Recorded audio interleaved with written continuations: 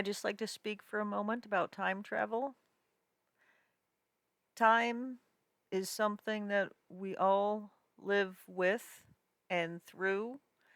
It's just that we are all going forwards. We're all going in one direction.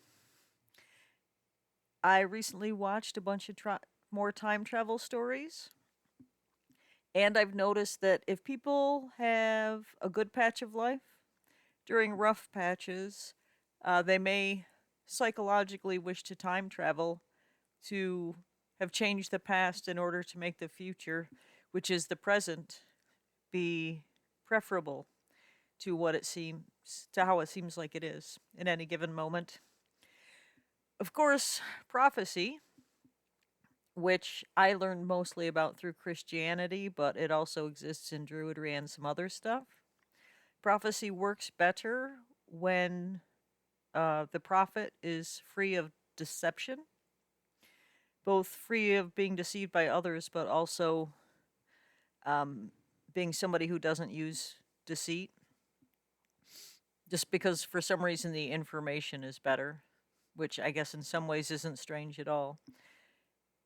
So, but prophecy is another one of these things where, there seems to be an element of time travel associated with it. There is also stuff about, causal relationships, because a lot of the time, if people think things through, then one has a logical capacity to see most likely consequences of various decisions and actions. This helps hundreds of millions of people around the world in various languages uh, control their behavior sufficiently to at least keep them out of prison and keep them innocent of behaviors that would most definitely cause way more serious problems to themselves and to their loved ones. But I don't think that all prophecy is as simple as uh, excellent detection of cause and effect. I can't guarantee that it isn't. I mean, it's kind of one of those things if one had all of the information. And that's kind of one of the qualities that's attributed to God, right? Is actually having all of the information and therefore being able to tell. But there are also theories that God is actually outside of time.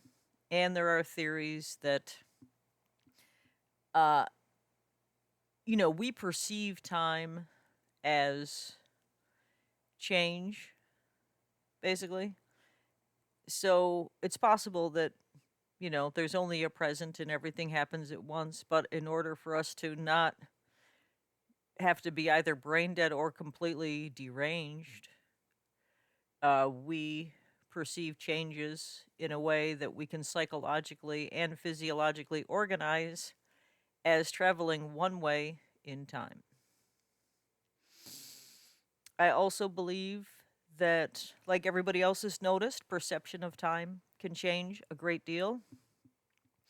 This has to do with everything from whether or not something is pleasant or unpleasant, the degree of physical fitness and stamina in any part of the body or mind being exercised at any given time. Because if you're strong enough and have plenty of stamina, you do something and it doesn't necessarily seem like it was that long. Try to do the same thing if you're weak or don't have stamina.